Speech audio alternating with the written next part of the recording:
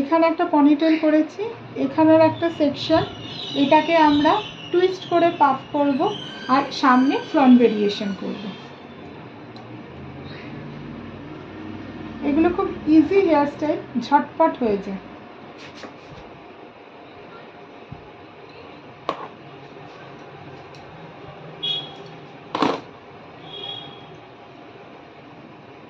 খুব ঝটপট হয়ে যায় এই হেয়ার স্টাইলগুলো, জাস্ট টুইস্ট করে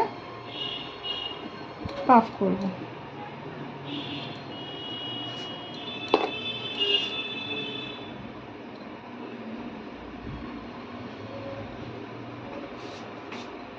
একটুখানি একটু হালকা তুলে তুলে দেবো যাতে ভালো লাগে। এখন একটু সবাই একটু মেসি টাইপের হেয়ারই পছন্দ করে।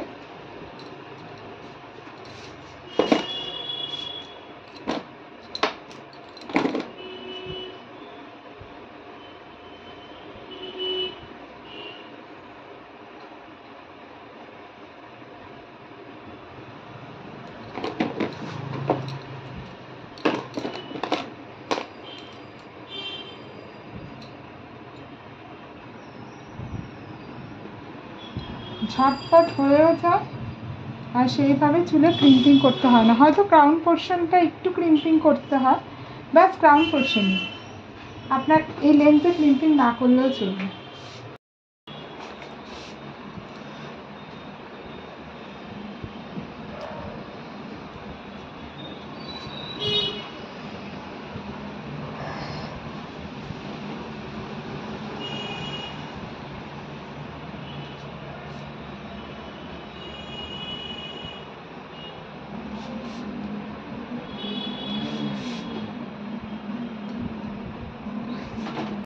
নিতে পারেন বা এরকমভাবে আপনারা টংও করে নিতে পারেন, কিন্তু আমার এই ড্যামিতে না টং করা যায় না, যেহেতু সিনথেটিক হেয়ার, একদম সিনথেটিক হেয়ার।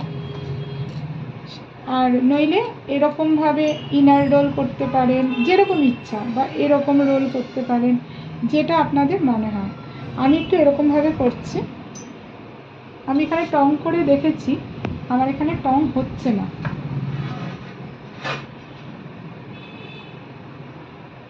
এগুলো একটু কাটা দিয়ে সেট করে দিলেন।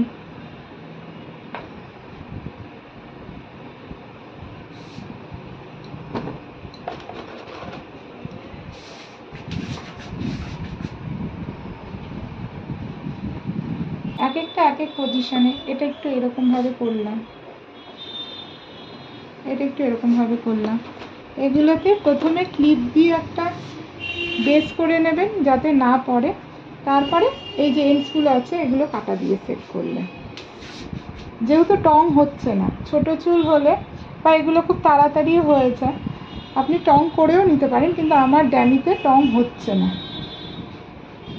সেহেতু আমি একটু এরকম টঙের মতো করে একটু এরকমভাবে সেট করছি।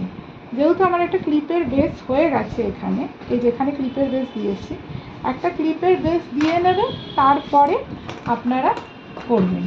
ক্লিপের বেস দেওয়া থাকলে কি কখনো হেয়ার বান খুলবে না।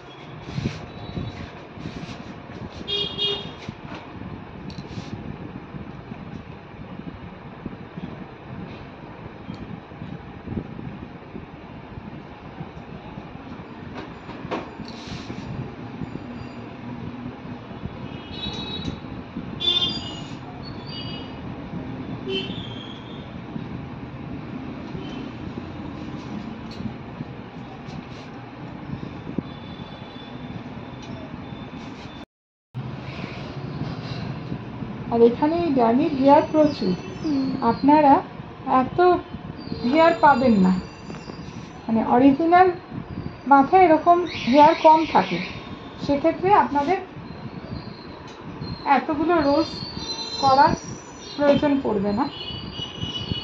সেক্ষেত্রে মানে ধরুন এতটা হলো, এই নিচের এটা আমি এখন আর পনিটেলেই আসিনি, এই যে এটা হচ্ছে পনিটেল, এই যে ওপরের পাফের হেয়ারটা দিয়েই করছি। কেটে নেব। কেটে মানে